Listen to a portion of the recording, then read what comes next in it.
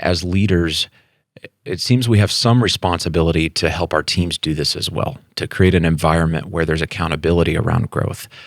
Many times an area may go along for a while under a certain leader, and then one day they're not qualified to lead it anymore because they weren't ahead of the growth. They weren't growing themselves.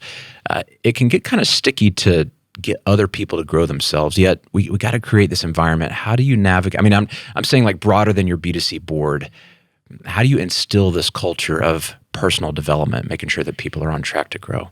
I think the misnomer is that you have to almost force people to do that or be overly intentional about that. I think the average person desperately wants to do this. They're hungry for it. They just want someone to set the example for them. And most people you meet, 99.9% of the people that work with you, that you meet on the street, want to be a better version of themselves than they were yesterday. So just be the example. Be the one who's willing to be uncomfortable enough to put yourself out there and show them by action, by deed, how to do these things, to reinvent yourself and to be vulnerable about the steps you're taking and how uncomfortable you are about it. I talk about that all the time. And honestly, that's really that's the biggest thing you can do is set the example and ask people to go on the journey with you. Like you're not, I made it optional. Well, I think I did. They might say otherwise. But you could do it and make it optional. What's interesting thing about that, like if you have a team of 30 people and you say, hey, I want to go on a journey as your leader, I want to be a better version of myself. I actually want to be a different version of myself a year from now that I am today. And I don't know how I'm going to do it. And it feels like it's going to be hard. And I'm super uncomfortable about this. Do any of you want to join me? We can read some books together. We can talk about it. Like, who wants to go on this journey with me? I would be shocked if almost everyone didn't follow you to do that because people are so hungry for that. The people that don't want to be a part of that probably don't need to be a part of your organization. It just means they lack hunger. And if it's something else that's holding them back, I mean, there's probably a reason for that. And if you care enough about them, you can dig into that. But maybe some personal work they need to do on their own as well. Well, you can prompt that. And I love what you're saying. Modeling it is the key, and 99% of people are probably going to follow if you'll just make that a thing and just kind of take that lid off. Occasionally, somebody does get stuck, and you got to hold them accountable for they're not leading their area well because they've become the lid. You've gone through this. I've watched you navigate situations where you had somebody in your area and they were great for a season, but then their area got bigger than them or they didn't stay on top of it. And it's almost like it's too late for them to start transforming sometimes, and you have to lean in. And I'm curious how you bring, because I can hear somebody that's cynical here in this going, yeah, this is all really soft. It's soft skills. It's all about the mushy side. How do you actually... lot of that, yeah. How do you actually create the accountability that shows up in business performance if somebody's not performing? Well, I think about Preston Cannon. He and I have actually done a panel together for EntreMaster series about some of this. And he doesn't mind me telling his story. I've told it multiple times. But he's the vice president of Ramsey Press. He runs all of our publishing, and he's very good at that. But Preston is an Enneagram 5, if anybody knows anything about Enneagram. And so he's naturally very cynical, and questioning of things. And he's also got the biggest heart of anybody I have ever known, but he's very prickly. He's got about an inch of prickliness. You get past that, and it's just all heart, and he's one of the funniest guys on the planet. But a lot of people struggle to get past that prickliness.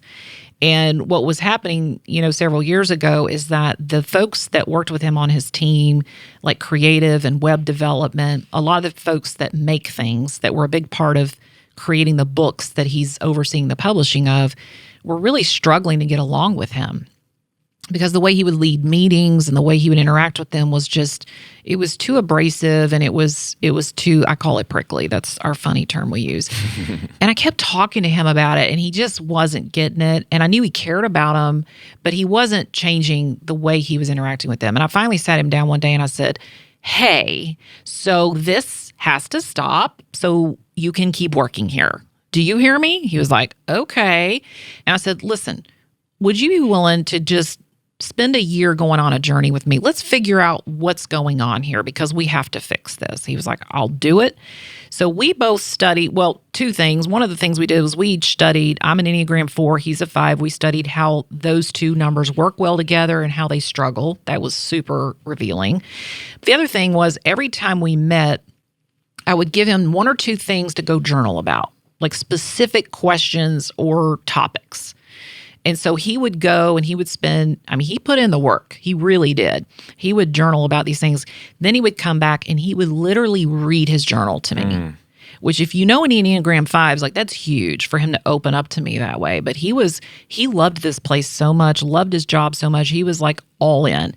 So he would read his journal to me. And he had this, one day he was reading this journal to me and he got to the very end and he just dumped this thing on me. And I was like, you buried the lead. What? Like this came out in your journaling? And he had discovered several things. One is he had discovered what truly motivates him with his career here. And then he'd also discovered that an old mentor of his, one of his early bosses right out of college, something that boss had taught him, had stayed with him all these years. And the phrase was something like, it's better to be respected than to be liked. He'd been taught that 30 years earlier and had held on to that all this time, even though that flies in the face of our entire culture at Ramsey. And so he was able to identify those things, and we were able to see clearly why he was failing in this area, but not this area, and what wrongly was motivating him. And sometimes a simple amount of self-awareness is all you need to help you put the right tools in your tool belt, change the way you're interacting with people. And so he's a different person today. The people he's been leading groups with these same people that didn't know how to get along with him 2-3 years ago. He's been leading Bible studies with them, book studies with them, having them open up to him. Like it's a really cool story. But he put in the work because he cared enough. And I think if anyone's willing to do that, they can become the version of themselves that they need to be. I think what you did is really big. I want to highlight this, and it's so powerful. I don't want our listeners to miss this. We're often tempted as leaders to tell people, here's what you need to do different. This is what success looks like. Stop doing this. Oh, I did that for a long time. Well, I know, and I think it has its place. So I'm not knocking it, but you got him to discover something. Like you held him accountable to creating space where he actually had to go think about what was going on.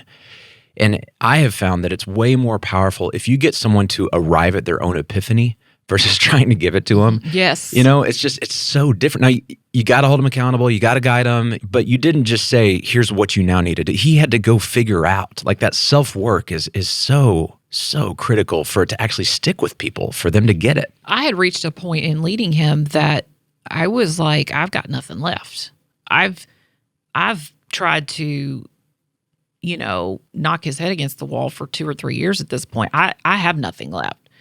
And I love this guy so much. And he's one of my dearest friends. Like, I don't want him to leave, but I've reached a point where I can't do anything else about this. I have no control over this guy being who he needs to be. And so I think if you reach that point with someone you're leading, then they have to go do the work. Knowing this and seeing the outcome, would you have started sooner? Oh, yeah. Versus just telling them, here's what, It would have been much less painful for both of us. Yeah.